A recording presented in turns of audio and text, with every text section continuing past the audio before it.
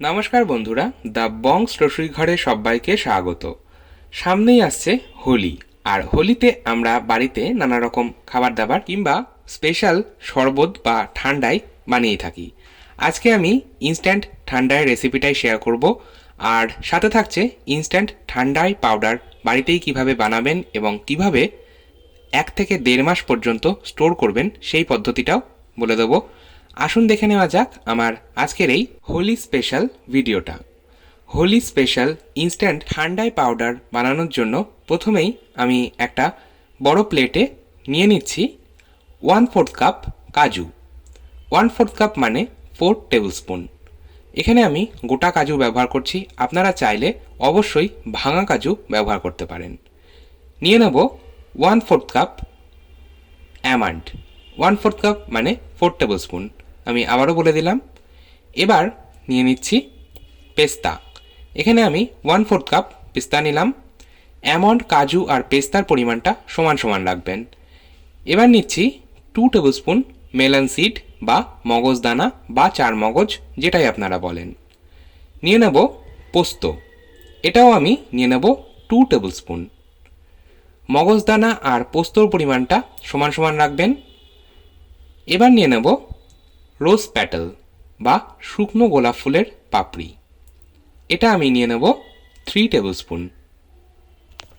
এই রোজ প্যাটেল বা শুকনো গোলাপ ফুলের পাপড়ি আপনারা অনলাইন থেকে পারচেস করতে পারেন, অথবা যে কোনো বড় দোকানে এটা আপনারা ইজিলি পেয়ে যাবেন। এছাড়াও চাইলে আপনারা বাড়িতেও কিন্তু এই শুকনো গোলাপ ফুলের পাপড়ি বানিয়ে নিতেই পারেন। এবার নিয়ে নিচ্ছি কিছু গোটা মশলা, তার মধ্যে নিচ্ছি 6-7টা ছোট এলাচ। এবার নিয়ে নেব 1 ইঞ্চি দারচিনি। দারচিনিটা আমি ছোট টুকরো করে ভেঙে নিয়েছি। নিয়ে নিচ্ছি গোটা গোলমরিচ, এটা 7-8টা নিলাম। গোলমরিচ একটা রিফ্রেশমেন্ট আনে এই ঠান্ডাই পাউডারটার মধ্যে। সাথে নেব মৌরি, এটা আমি 1.5 টেবিল চামচ নিয়ে নিচ্ছি। মৌরি দিলে একটা মিষ্টি ফ্লেভার হয় এই ঠান্ডায়ের মধ্যে, ভীষণই ভালো লাগে। এবার নিয়ে নেব জায়ফল। এটা একটা ছোট জায়ফলের 4 ভাগের 1 ভাগ নিয়েছি। অতিরিক্ত জায়ফল এতে একেবারেই ব্যবহার করবেন না। চলে যাচ্ছি নেক্সট স্টেপে।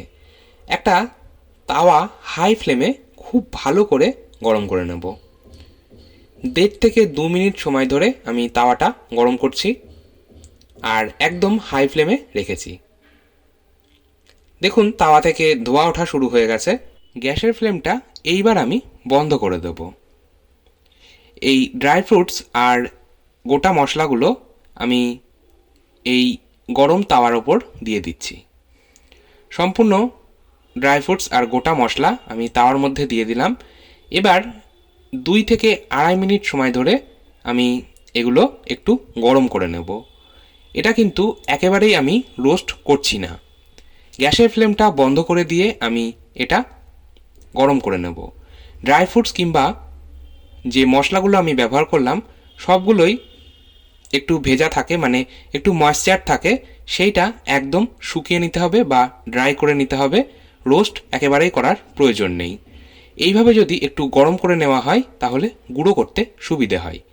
আর একটা কথা আমি বলে রাখি, আপনারা চাইলে এখানে 2 পিঞ্চ কেশর বা জাফরানও কিন্তু ব্যবহার করতেই পারেন, তবে আজকে আমি আর কেশর বা জাফরানের ব্যবহারটা করছি না। দেখুন এইগুলো গরম করা হয়ে গেছে। এবার আমি এটা একটা বড় প্ল্যাটারে ট্রান্সফার করে নিচ্ছি। এই ড্রাই ফ্রুটস আর গোটা মশলাগুলো ঠান্ডা হয়ে যাওয়ার পর মিক্সিং জারে দিয়ে মিহি পাউডার করে নেব। গরম অবস্থায় কখনোই গুঁড়ো করতে যাবেন না, তাহলে দুর্ঘটনা ঘটার সম্ভাবনা থাকে। সম্পূর্ণ ঠান্ডা হওয়ার পর এগুলো পাউডার করব। ফিরে এলাম 10 থেকে 15 মিনিট পর। একটা বড় মিক্সিং জার নিয়ে নিচ্ছি। মিক্সিং জারের মধ্যে আমি এগুলো সম্পূর্ণটা দিয়ে দেব। এবার মিক্সিং জারের ঢাকনা বন্ধ করে এটার একটা মিহি পাউডার তৈরি করে নেব। চাইলে আপনারা একদম মিহি গুঁড়ো নাও করতে পারেন, সেটা আপনাদের ওপর নির্ভর করছে। দেখুন আমার পাউডার করা হয়ে গেছে। আমাদের ইনস্ট্যান্ট ঠান্ডাই পাউডার একদম তৈরি। একটা কাচের বয়াম নিয়ে নিয়েছি। এই কাচের বয়ামের মধ্যেই আমি ইনস্ট্যান্ট পাউডার সম্পূর্ণটা নিয়ে নেব। আপনারা চাইলে এইভাবে কোনো এয়ারটাইট কন্টেনারের মধ্যে নর্মাল টেম্পারেচারে 1 থেকে 1.5 মাস পর্যন্ত এই ইনস্ট্যান্ট ঠান্ডাই পাউডার স্টোর করতে পারেন। এরপর যখন ইচ্ছা হবে তখন আপনারা ঠান্ডায় তৈরি করে নিতে পারেন। চলে যাচ্ছি নেক্সট স্টেপে। একটা বড় পাত্রে আমি 1 লিটার ঠান্ডা দুধ নিয়েছি। এখানে আমি 1 লিটার দুধ নিয়েছি, যেটা আগেই জাল দিয়ে ঠান্ডা করে নিয়েছি, তারপর ফ্রিজে রেখেছিলাম। ফ্রিজে 1 ঘন্টা আমি রেখেছিলাম। এবার আমি এর মধ্যেই দিয়ে দেবো আগে থেকেই তৈরি করে রাখা ইনস্ট্যান্ট ঠান্ডাই পাউডার। এটা 6 টেবিল চামচ দিচ্ছি। আর 1 লিটার দুধ থেকে মোটামুটি 4 গ্লাস ঠান্ডাই তৈরি হবে। চাইলে আপনারা ঠান্ডাই পাউডারের পরিমাণটা আরও কিছুটা বাড়িয়ে দিতে পারেন। ঠান্ডাই পাউডার দেওয়া হয়ে যাওয়ার পর এর মধ্যেই দিয়ে দেবো চিনির গুঁড়ো। এটা আমি 3 টেবিল চামচ দিয়ে দিচ্ছি। তবে মিষ্টিটা অবশ্যই আপনারা আপনাদের ইচ্ছে মতন ব্যবহার করতে পারেন। আর চাইলে গোটা চিনিও ব্যবহার করা যেতে পারে, তবে আমার মনে হয় চিনির গুঁড়ো ব্যবহার করলেই বেশি ভালো হয়, কারণ গোটা চিনি মিশতে সময় লাগে। এবার আমি একটা হ্যান্ড উইস্কার বা হ্যান্ড ব্লেন্ডার নিয়ে নিচ্ছি। এই হ্যান্ড ব্লেন্ডার দিয়েই আমি আজকে এই ঠান্ডাইটা তৈরি করছি। তবে আপনাদের কাছে যদি এই রকম হ্যান্ড ব্লেন্ডার না থাকে একেবারেই অসুবিধা নেই, মিক্সিং জারে কাজটা করে নিতে পারেন। যেহেতু আমি হ্যান্ড ব্লেন্ডার ব্যবহার করছি, তাই এই বড় পাত্রটার মধ্যেই ভালো করে ব্লেন্ড করছি। মোটামুটি 35 সেকেন্ড থেকে 1 মিনিট পর্যন্ত ব্লেন্ড করলেই এটা তৈরি হয়ে যাবে। আমাদের ঠান্ডাই একদম তৈরি। এবার এটা সার্ভ করব। ঠান্ডায় সার্ভ করার জন্য আমি কিছু কাচের গ্লাস নিয়ে নিয়েছি। কাচের গ্লাসগুলোর মধ্যে প্রথমেই দিয়ে দেবো কিছু আইস কিউব। আইস কিউবের পরিমাণটাও আমি বলবো না, এটা আপনারা আপনাদের ইচ্ছে মতন কম বা বেশি করে নিতে পারেন, কারণ অনেকেই ঠান্ডা খেতে বেশি পছন্দ করেন, আবার ঠান্ডা খেতে অনেকেই কম পছন্দ করেন।